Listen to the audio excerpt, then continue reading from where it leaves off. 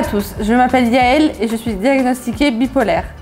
Je suis ravie de vous présenter cette capsule vidéo dont l'objectif est de vous aider à intégrer une personne en situation de handicap psychique au sein d'un établissement public.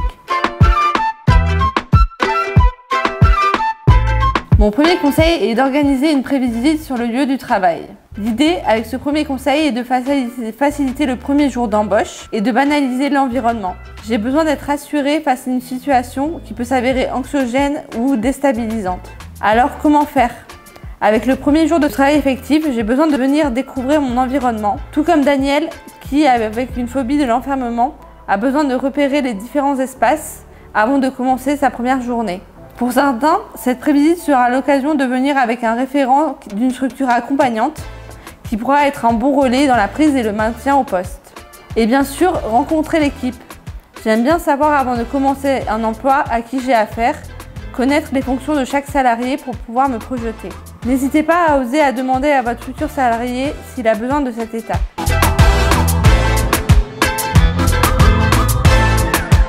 Mon deuxième conseil est d'organiser le travail. D'abord, prévoir un parcours d'intégration sur ma première semaine avec un tuteur référent que je pourrai solliciter à la demande. En effet, j'ai besoin d'une personne ressource pour me sentir en confiance et être dans les meilleures conditions de travail et établir un lien privilégié avec lui et l'ensemble de l'équipe. Pour m'éviter un stress inutile et être la plus rapidement possible opérationnelle, j'ai besoin de bien comprendre les attendus du poste afin de me préparer mentalement, de m'organiser en conséquence en planifiant mes tâches, qu'on m'explique les process, qu'on me confirme les consignes et qu'on me montre le travail à réaliser.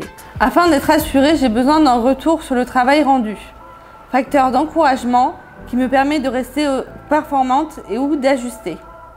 A l'inverse, Benoît se sent plus à l'aise quand il y a une récurrence dans les tâches à réaliser. N'hésitez pas à anticiper en repérant un tuteur volontaire au sein de votre équipe. Mon troisième conseil est de veiller aux conditions de travail. Offrir un environnement bienveillant et sain est une des clés de l'épanouissement d'une personne en situation de handicap psy en emploi. Pour Julien, qui est hypersensible, il est très important que les relations soient harmonieuses entre les salariés.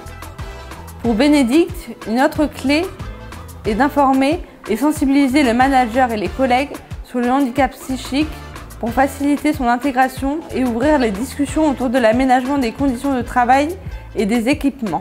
Parmi les adaptations les plus récurrentes, je peux aussi noter de prévoir un temps suffisant permettant l'assimilation de la consigne, d'identifier un espace de détente pour me reposer et ou m'isoler si nécessaire. Enfin et surtout de prendre en considération mon rythme en adaptant mes horaires de travail, heures d'embauche, de débauche, pause dans la journée, me garantissant ainsi une bonne concentration. N'hésitez pas à interroger votre futur salarié sur son rythme idéal en emploi. Mon quatrième conseil est d'offrir un espace de dialogue sur l'évolution professionnelle. Repérer les autres qualités professionnelles de la personne, l'informer que ses capacités peuvent être transférables à d'autres postes et à d'autres missions au sein de la structure et lui proposer des opportunités en interne. Enfin, créer des passerelles entre les services pour qu'elles puissent rencontrer les personnes ressources et potentiellement se projeter. N'hésitez pas donc à faire régulièrement des points d'étape.